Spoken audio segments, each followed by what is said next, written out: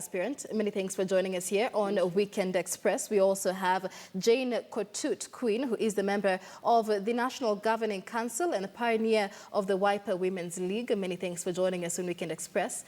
We also have Cynthia Mutere, who is the National Women Leader for Kenya. Many thanks for joining us. Thank you for having on Weekend Express, ladies.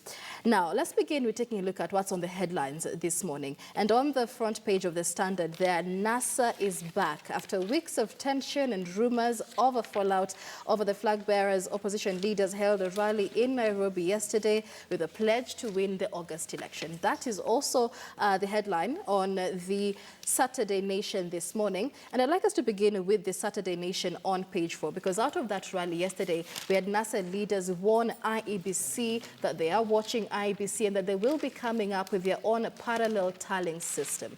Jane, your thoughts on this parallel system? Because as it is, we've already had IEBC come out and say that is not recognized within the law. Jane, let's start with you. Okay, I think it is a suggestion by the NASA team. And they think because they doubt so much about IEBC, I think we need to work hard, because the other time we said they saw what happened in the country. We lost without believing, but now we are back. We are armed. You're armed. Yeah. So it's a good idea to have a parallel tallying system.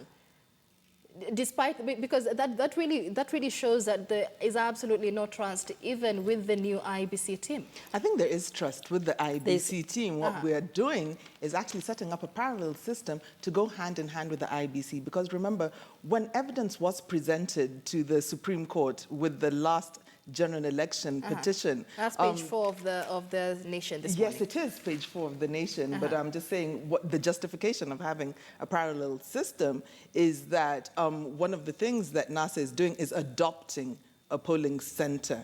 So each of our agents from all the affiliate parties will be having a polling center to guard the vote, because we have known from past history that it's not the people who vote, it is the people who count and tally that actually matter. And that has been a problem, especially when it's come to the Supreme Court. And of course, evidence that came through was that there was an anomaly in that. Right. And so it is important that we also have our own tallying system to make sure that things are being done right. Right, so it's just watching, because we've already had IEBC boss Wafula Chebukati come out and say that the tallying center the opposition is proposing is not recognized within the law. Anything that comes out of it will not make any difference whatsoever. Well, it will make a difference, because we will know what the results are, what is true, because these are results that will be coming out of a polling center, as opposed to now coming through the constituencies and the counties and then having a central processing place that is now probably manipulated, as we know happened the last time. Because of past experience then, we will have our own tallying center. If it's not admissible in the court of law, then we will at least have a true picture of what is going on. All right. I think it is a monitoring center for us, for the NASA.